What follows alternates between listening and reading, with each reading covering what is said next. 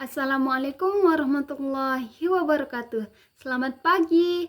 Perkenalkan, nama saya Nisa Atun Islamiyah, mahasiswa program studi pendidikan ekonomi Universitas Hamzanwadi.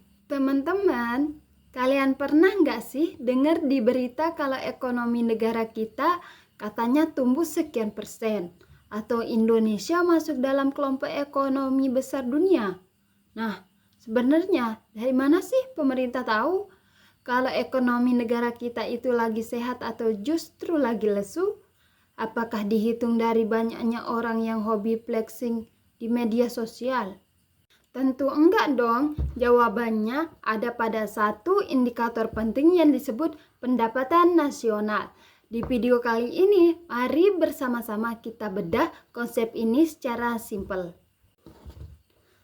Pertama, kita pahami dulu apa itu pendapatan nasional lewat analogi yang paling dekat sama kita, yaitu keluarga.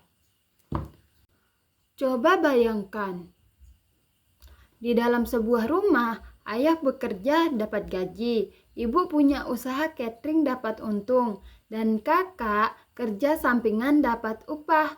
Kalau semua penghasilan anggota keluarga itu digabung dalam sebulan, totalnya disebut pendapatan keluarga. Betul? Nah, pendapatan nasional itu konsepnya mirip banget. Bedanya, skala yang dihitung adalah satu negara. Jadi, pendapatan nasional adalah total nilai barang dan jasa yang dihasilkan oleh seluruh masyarakat di suatu negara dalam periode 1 tahun. Singkatnya, ini adalah gambaran total omzet atau kas masuknya sebuah negara. Terus mungkin ada yang bingung, ada yang nanya, Kak Nisa, repot banget sih harus menghitung semua pendapatan orang se-Indonesia. Manfaat buat kita apa? Wah, penting banget. Teman-teman, setidaknya ada 3 alasan utama kenapa negara harus menghitungnya. Yang pertama, mengukur tolak ukur kesejahteraan. Kita jadi tahu dari tahun ke tahun ekonomi kita ini makin maju atau malah mundur. Yang kedua, mengetahui struktur ekonomi. Kita bisa melihat sektor mana yang paling banyak menyumbang uang buat negara. Apakah sektor pertanian, industri, atau sektor digital?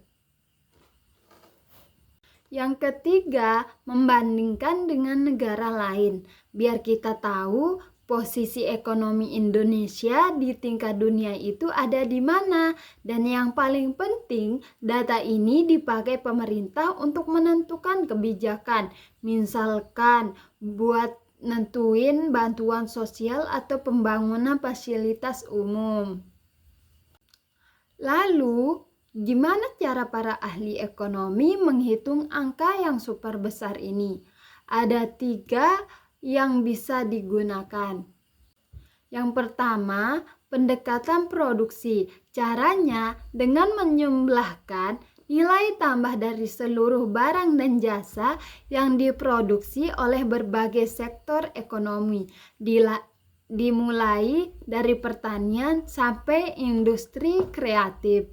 Yang kedua, pendekatan pendapatan. Di sini yang dihitung adalah total balas jasa yang diterima oleh pemilik faktor produksi.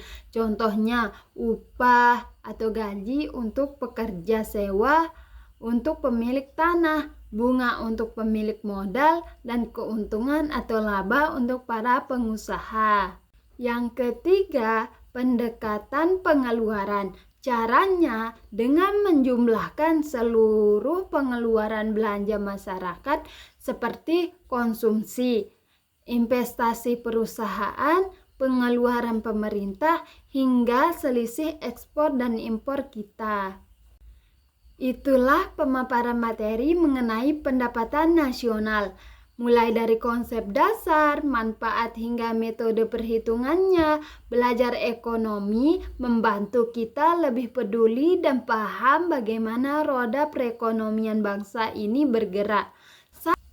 Saya Nisa Atun Islamiyah dari Pendidikan Ekonomi Universitas Hamzanwadi pamit undur diri. Mohon maaf atas segala kekurangan dalam penyampaian materi ini.